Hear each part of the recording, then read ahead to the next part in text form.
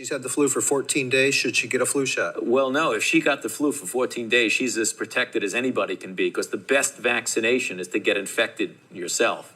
And So she should not get it? if she really has the flu, she definitely doesn't need a flu vaccine. If she really has the flu. She should not get it again? No, she doesn't need it, because it's the most potent vaccination is getting infected yourself.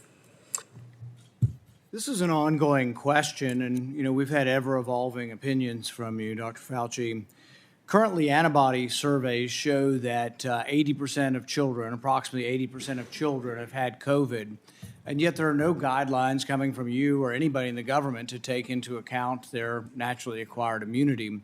You seemed quite certain of yourself in 2004, but in 2022, there's a lot less certainty. One of the things that we also know after looking at this for 2 to 3 years is that the mortality from COVID is very similar, if not less, than influenza. So when we look at this, we wonder, why you seem to really embrace basic immunology back in 2004 and why you seem to reject it now. I don't reject basic immunology, Senator, and I have never denied that there is importance of the protection following infection.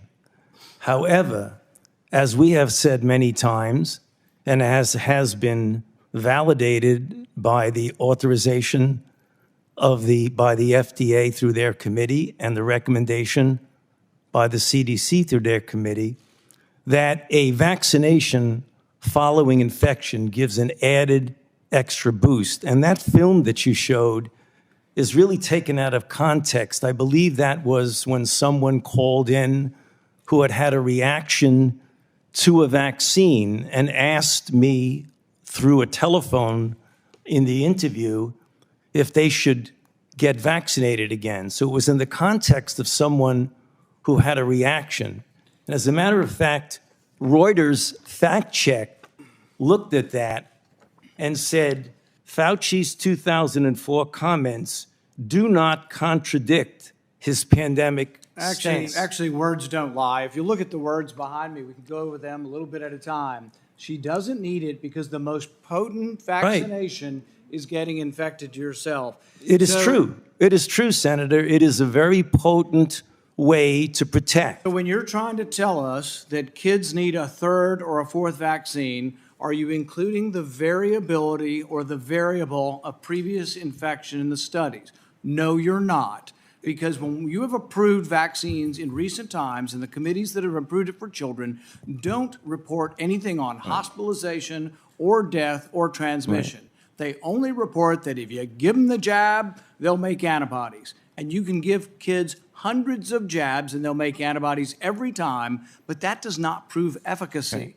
So what you're doing is denying the very fundamental premise of immunology that previous infection does provide some sort of immunity. It's not in any of your studies. Almost none of your studies from the CDC or from the government have the variable of whether or not you've been previously infected. So let's look at adults. I've had 3 infections. Should I get a 4th one? If you're going to measure whether I get a 4th one, you need a category that has a 4th one in it, and you need one that has nothing in it, no vaccine or the 4th vaccine. But you also need to know whether they've been infected. If you ignore whether they've been infected, you're ignoring a vaccine, basically, so you're ignoring a variable. So what you're giving us is you decry, and people decry vaccine hesitancy. It's coming from the gobbledygook that you give us. You're not paying attention to the science. The very basic science is that previous infection provides a level of immunity. If you ignore that in your studies, if you don't present that in your committees, you're not being truthful or honest with us. Senator, if I might respond, I have never, ever denied fundamental immunology. In fact, I wrote the chapter in the textbook of medicine on fundamental immunology. Any of the guidelines for vaccines, do any of the guidelines for vaccines from the government include previous infection as something to base your decision-making on with vaccines? Do any of the guidelines involve previous infection? That's why you're ignoring previous infection, because it doesn't involve any of the guidelines.